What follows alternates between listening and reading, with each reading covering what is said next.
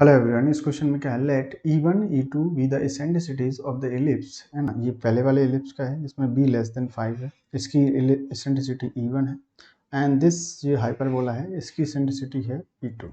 ठीक है। अच्छा, उसने बोला कि दोनों की एसेंट्रिसिटी का प्रोडक्ट 1 है और अल्फा और beta are the distance between the foci of the ellipse and the foci of hyperbola. Alpha क्या है, distance between of foci of ellipse है, और beta is the distance between foci of hyperbola. ठीक है।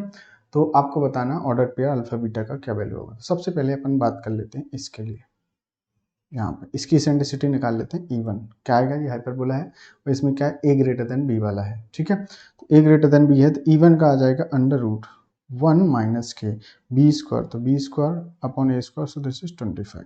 ठीक है, ये E1 आ गया। अब बात करते हैं E2, इससे निकालो E2 तो कितना आ जाएगा, under root 1 plus B square upon right ये A square, so this is 16। ये बात समझे क्या, राइट। अच्छा, अब दोनों का प्रोडक्ट E1 E2 करके देखते हैं, तो दिस इज 1। तो E1 E2 करोगे तो कितना आ जाएगा, अंडर रूट दोनों का है तो अंडर रूट एक साथ कर देते हैं, under root this and under root this equal to 1। तो आ जाएगा 1 minus B square upon 25, 1 plus B square upon 16। यहाँ तक बात समझ में आ गई होगी। तो ऐसे कर लेते, बी स्क्वायर को थोड़ी देर टी मान लेते, तो एक साथ अंडर रूट का 1 माइनस के टी अपॉन 25 और एक ब्रैकेट में 1 plus T upon 16, this is equal to 1। तो मल्टीप्लाई कर 1 माइनस के कितना आ जाएगा, टी अपॉन 25 और प्लस के टी अपॉन 16 और minus T square upon 400 equal to 1। 1 से 1 कैंसिल, तो T square equal to T square upon 400 equal to आपके पास आ जाएगा टी अपॉन 16 माइनस के टी अपॉन 25। तो इसको सॉल्व करो, तो T square upon 400 equal to कितना आ जाएगा, ये सॉल्व करो तो आ जाएगा 25, तो 90 अपॉन 400। 400 से 400 कैंसिल, टी का वैल्यू 0 हो नहीं सकता और एक टी का वैल्यू 9 आ जाएगा, तो ये पॉसिबल नहीं है, तो ये पॉसिबल है। टी का मतलब क्या है आपका बी स्क्वायर, तो बी स्क्वायर का वैल्यू 9 आ गया, बी का वैल्यू कितना आ गया 3। ठीक है। अच्छा, अब बात करते हैं, ध्यान से सुनिएगा।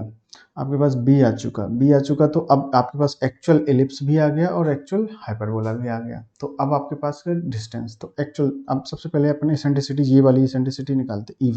E1 का वैल्यू कितना आएगा, यहाँ पर रखते हैं बी के स्क्वायर का वैल्यू, तो E1 का वैल्यू कितना आएगा, E1 का वैल्यू बी स्क्वायर का वैल्यू कितना आ जाएगा 9, तो 9 अपॉन 25 तो 4 अपॉन 5 आ जाएगा। ठीक है।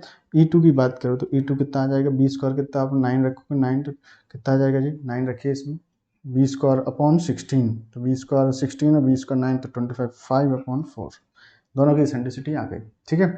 वो बहुत सी अच्छी बात है, दोनों का प्रोडक्ट आपके पास बन दिया, तो एक 4 अपॉन 5 हो तो एक रेसिप्रोकल होगा। अब बात करते हैं इस 4 एलिप्स के लिए, नेक्स्ट इसमें बात करते हैं 4 एलिप्स के लिए।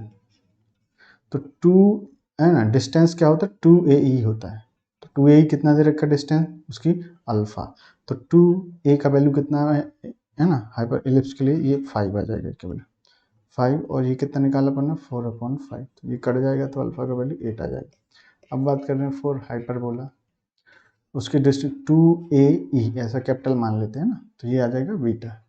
2A का वैल्यू कितना आ जाएगा, यहाँ से देखिए E का वैल्यू आपको यहाँ 4 मिलेगा, ठीक है 4, और E का वैल्यू कितना 5 अपॉन 4, 4 से 4 कट जाएगा तो 10 हो जाएगा बीटा। तो आपका अल्फा कॉमा बीटा का ऑर्डर्स आ जाएंगे, आपके अल्फा का 8, बीटा का आ जाएगा 10, तो 8 कॉमा 10 ये वैल्यू आ गई। ऑप्शन देख लो कोई है, 8 कॉमा फर्स्ट ऑप्शन आपका करेक्ट हो जाएगा। आई होप आप समझ गए होंगे, so thank you so much.